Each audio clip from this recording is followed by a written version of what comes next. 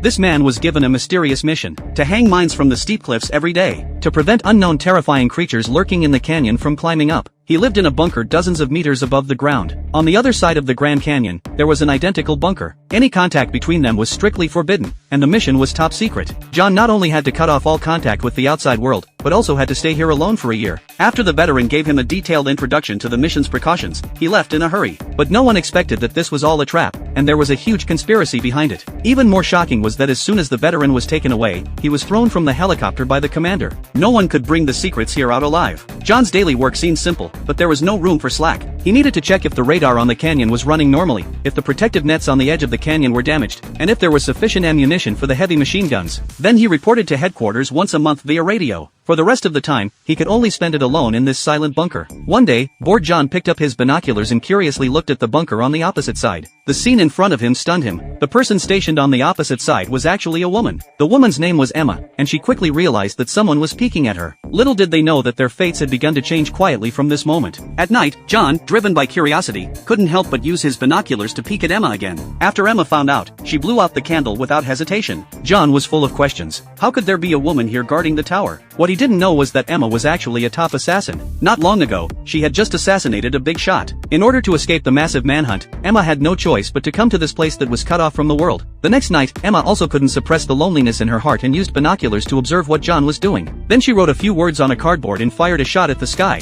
The gunshot was particularly piercing in the silent canyon, breaking the silence between the two. He asked John's name. John strictly followed the veteran's warning, saying that communication between the two was prohibited. But Emma wouldn't give up easily. She directly raised her sniper rifle, and with a bang, she blew up John's teacup and made a series of provocative moves, her eyes full of defiance. John felt his dignity was challenged. With the idea of returning the favor, he quickly raised his gun and took aim. With a whoosh, he shattered Emma's wine bottle with one shot. However, unexpectedly, Emma was not angry at all. Instead, she excitedly raised both hands to applaud, and even held the bottle over her head, signaling John to take another shot, as if testing his marksmanship and courage. Suddenly, Emma's face changed. She seemed to have seen something terrifying. She hurriedly signaled with her hand that there was danger under John's feet. John was shocked and immediately looked down the tower carefully. He saw a group of black shadows climbing up silently in the canyon below, and those mysterious creatures were trying to escape.